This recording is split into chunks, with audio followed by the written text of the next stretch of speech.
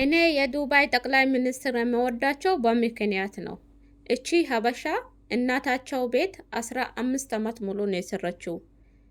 እናታቸው ቤት ለዝያራ በሄዱበት በድፍረት የኛዊት ሀበሻ ከእናንተ ጋር ፎቶ አብሬ መነሳት እችላለሁ በማለት ትጠይቃቸዋለች።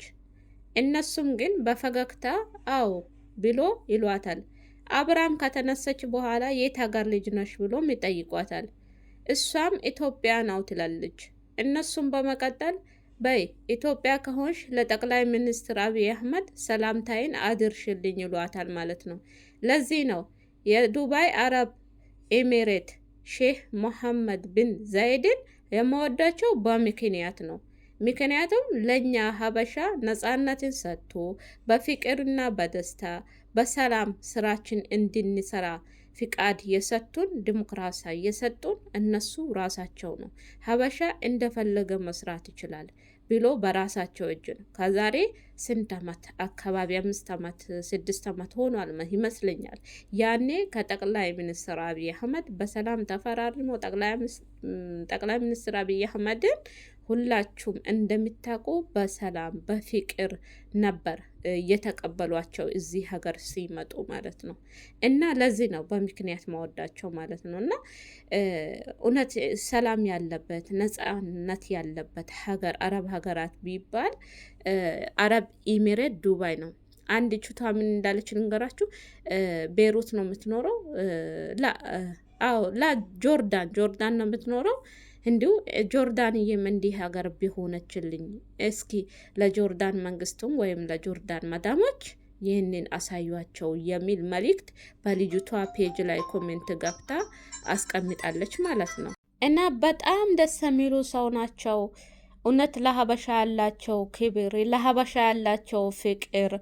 አረብ ሀገር ኢማራት ላይ ዱባይ ሰው የራሱን እንደ ራሱ ሀገር ነው ቤት ተከራይቶ በነጻነት የሚያከራየው እንደ ራሱ ሀገር ነው። ሬስቶራንቶችን፣ ልብስ ቤቶችን ከፍቶ የሚያስተናግደው የሚሸጠው የሚሰራው በራሱ ፍቃድ። በቃ ምንም ነገር ሰላም ያለባት የስራ ሀገር፣ የክብር ሀገር፣ የፍቅር ሀገር ናት ኢማራት ዱባይ ማለት ነው። እና ይኸው በዚህ ፎቶ ራሱ ማመን ትችላላችሁ። እውነት እኔ እንጃ ቃላት ነው ሁላ ያነሰኝ ማለት ነው። ምንም ሳይመስላቸው እስኪ እጇን በደንብ ተመልከቱ። እስኪ ያለባበሷን ተመልከቱ።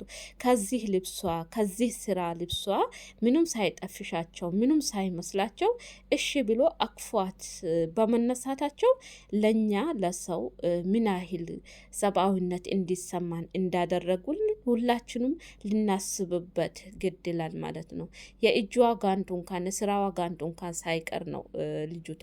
ግን ልጅቷንም በዚህ ገጠመኝ ሳላደንቃት አላልፎም። እሱም ምንድን ነው በድፍረት ከእናንተ ጋር አብሬ ፎቶ መነሳት እችላለሁ ብላ በመጠየቋ ብቻ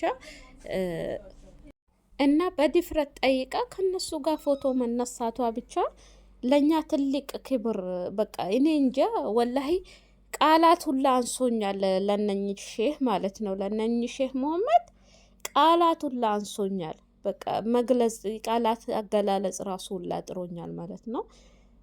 ምንም በቃ እኔ እንጃ የእውነት ስራ ክብር መሆኑን በዚህ ያሳያል ሁሉም ነገር። እና ብቻ ለማንኛውም በጣም መልካም ሰው ናቸው። በጣም የሚወደዱ ሰው ናቸው። በጣም የሚወደዱ ከምንም ነገር በላይ የሚወደዱ ሼህ ናቸው። ለሀገራቸውም ይሁን ለሰራተኞቻቸውም ይሁን ያላቸው ፍቅር ያላቸው ክብር ያሳያል በዚህ ፎቶ ማለት ነው። እና አመሰግናለሁ። ቪዲዮን ሼር ላይክ ሰብስክራይብ አድርጉት። እውነት ይገባዋል። ቪዲዮ ላይክ እና ሰብስክራይብ ይገባዋል። ይህንን ቪዲዮ ላይክ ሼር ሰብስክራይብ አድርጉልኝ።